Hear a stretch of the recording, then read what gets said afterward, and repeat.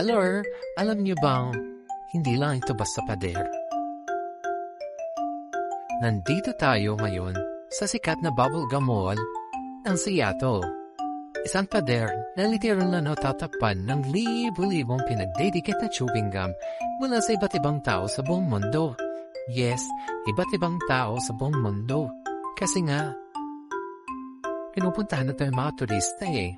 Alam niyo bang, nagsimula lang daw ito noong dekada 90? Nung may mga nanonood ng palabas sa teatro na nagdidikit ng kanilang inuyang bubble gum or nginiyang chewing gum habang naghihintay sa pila.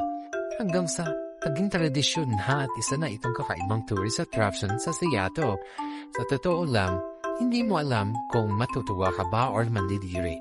Ang daming kulay, ang daming iba't ibang hugis, may mga pangalan, may puso at kung ano-anong disenyo na gawa lang sa chewing gum. At syempre, kapag ka nandito ka, hindi pwedeng hindi ka rin magdikit ng chewing gum mo. Kaya ayon, nakadagdag na rin tayo sa makulay at medyo malagkit na kasaysayan ng pader na ito. Hindi man ito ang pinakamalinis na lugar, siguradong isa ito sa mga pinakakaiba at pinakamasayang puntahan sa Seattle. Ikaw, ididikit mo rin ba ang chewing gum mo rito?